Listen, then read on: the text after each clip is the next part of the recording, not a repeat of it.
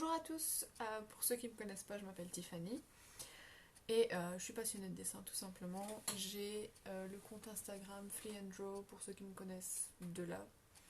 Je montre pas souvent ma tête, tout simplement parce que j'aime pas mon visage ni ma voix. Donc voilà, mais j'essaye de faire des efforts.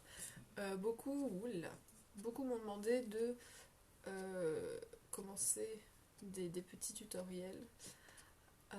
Pour les aider à dessiner tout simplement. Bon, c'est pas ouf, hein, c'est quelques personnes, mais je me suis dit bah, pourquoi pas. Sur YouTube, il n'y a pas énormément de vidéos en français sur le dessin.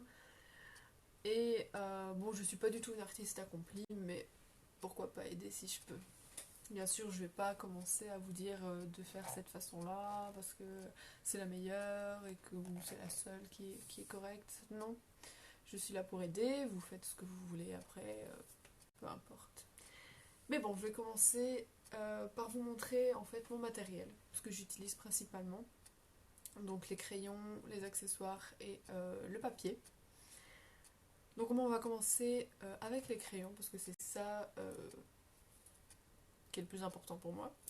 Donc j'ai deux trousses, celle-ci qui contient tous les crayons, puis cette trousse-ci un peu fourre-tout, c'est Winnie d'ailleurs.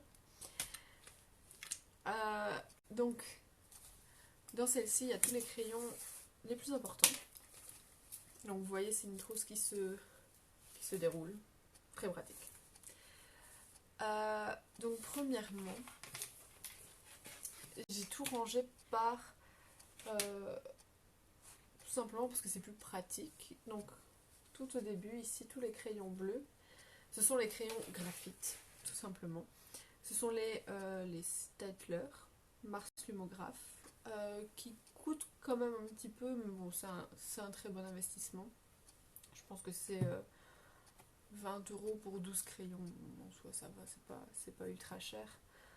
Et c'est ceux que j'utilise le plus souvent, tout simplement dans n'importe quel dessin. Donc vous avez les H qui sont les crayons les plus clairs, et puis après vous avez les B qui sont les crayons les plus foncés. Donc voilà. Et après j'ai un crayon pierre noire. C'est les crayons que j'utilise sur les types de papier gris ou blanc, mais vraiment pour quand c'est vraiment bien noir, pour accentuer les valeurs tout simplement. Et ça c'est un comté Paris tout simplement. Après j'en ai un autre, c'est aussi comté Paris, et ça c'est du carbone 3B. Donc c'est un peu comme de la pierre noire, mais j'aime moins, ça fonctionne moins bien, donc j'utilise plus la pierre noire.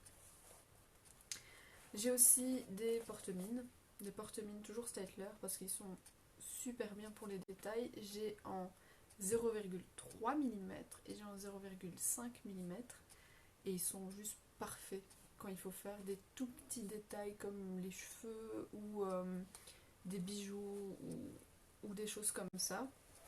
Après j'ai la gomme Tombow, donc ça c'est vraiment aussi une petite gomme parfaite pour les détails.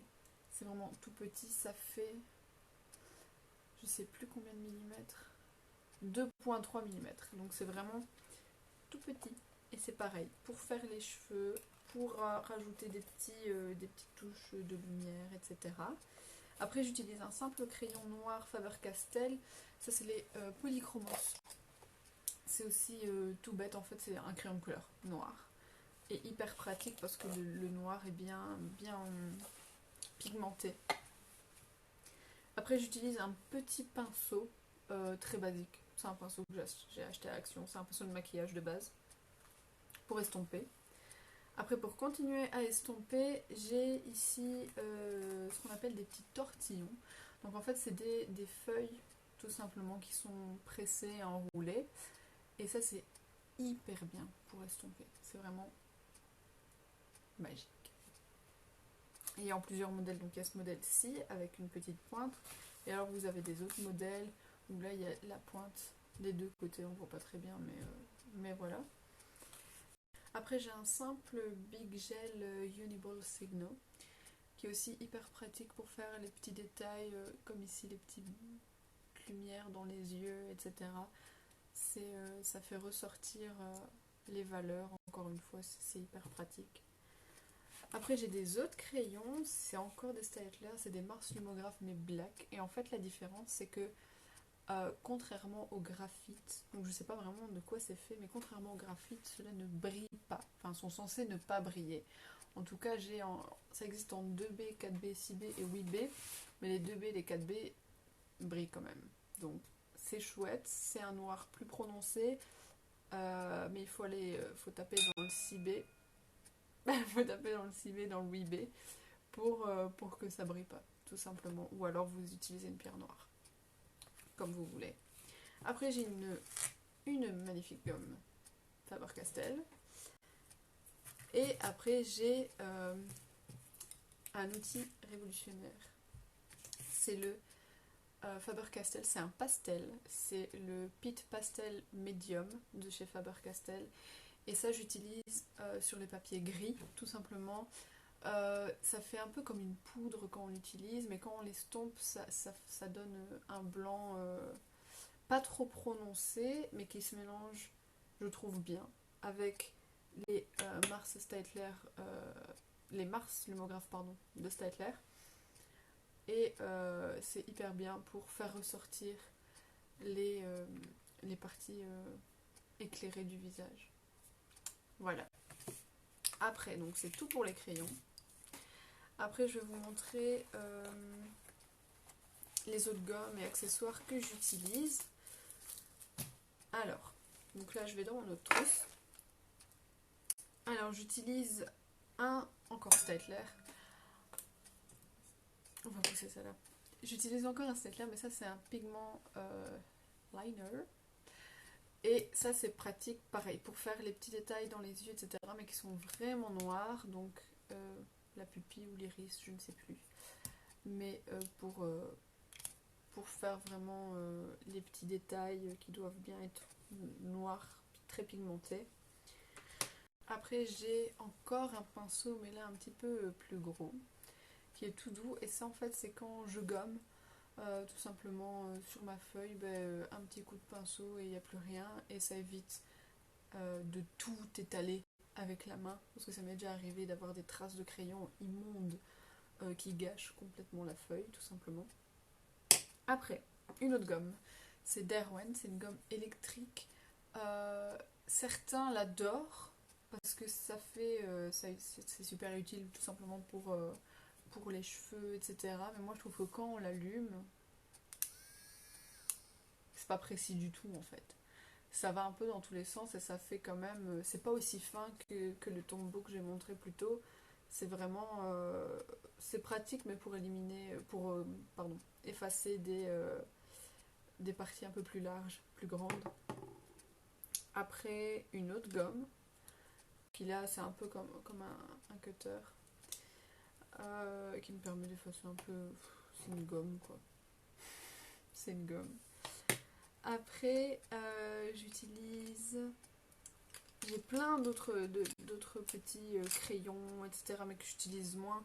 Comme ici, ça vient de Pentel, si je dis pas de bêtises. Oui, Pentel. Et normalement, c'est un crayon, bic, petit pinceau pour la calligraphie.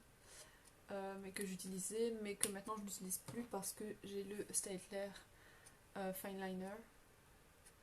Donc voilà. Donc c'est un peu tout pour mon matériel. Maintenant les feuilles. J'utilise, avant j'utilisais ces feuilles-ci. Donc c'est Daler and Rowney. C'est des A4. Il y en avait 30.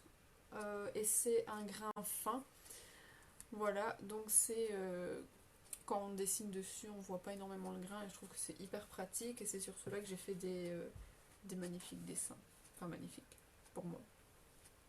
Non, il est vraiment très pratique. Il est assez épais. En tout cas, il fait 160 grammes. Je trouve que c'est le poids qu'il faut. Il faut pas que le papier soit trop fin. J'aime pas que le papier soit trop fin. On peut pas faire... Ça se tient pas en fait. J'ai déjà fait dans mes débuts, je dessinais sur un papier extrêmement fin qui devait faire, je pense, 50 ou 60 grammes seulement. Et non, c'est pas pratique du tout. Puis la qualité est pas du tout la même. Non, non, donc moi je dirais minimum 100 grammes si vous faites des portraits. Après, le deuxième papier que j'utilise, c'est des feuilles que j'achète individuellement, parce que tout simplement elles n'existent pas en, euh, en bloc. Voilà. Et c'est les Canson, feuilles mi-teinte. Et là, elles font pareil, 160 grammes. Donc je les achète pardon, au détail. Et c'est sur ces dessins-là que j'utilise le pastel blanc et la pierre noire. Parce que je trouve que les détails ressortent extrêmement bien.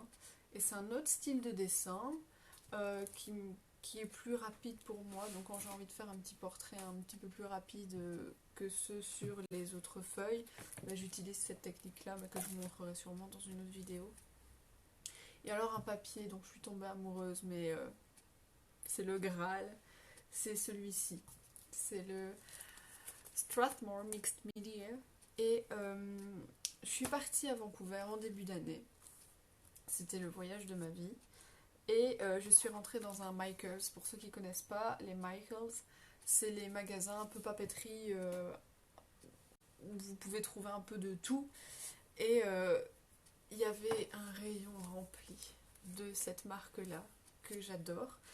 Et en fait, je connais tout simplement parce qu'il y a des autres pas Instagrammeurs, mais des autres artistes sur Instagram qui utilisent ce papier.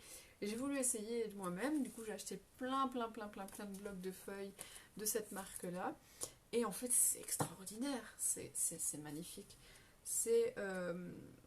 Il fait quand même 300 grammes, donc c'est vraiment épais, mais en même temps c'est pour tout type de, de dessin. Donc vous pouvez utiliser des crayons de couleur, du graphite, des marqueurs aussi je pense.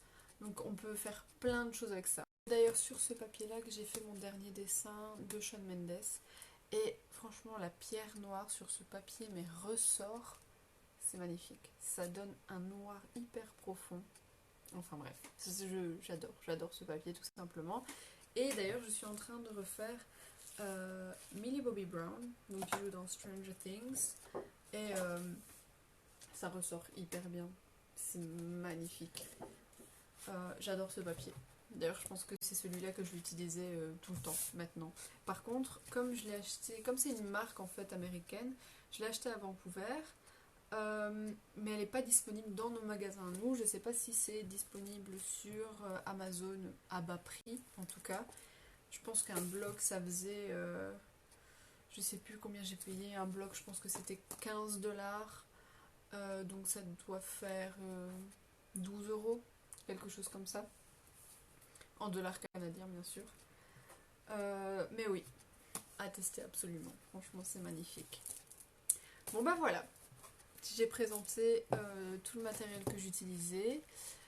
J'espère que cette petite vidéo vous a plu. Et si vous voulez d'autres présentations, j'ai plein de papiers pour l'aquarelle, j'ai plein de papiers pour les dessins en couleur. Je vous en parlerai sûrement plus tard, si j'en fais un dans pas longtemps. En tout cas, merci de m'avoir écouté pour ma première vidéo.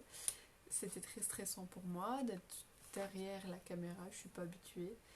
Mais merci.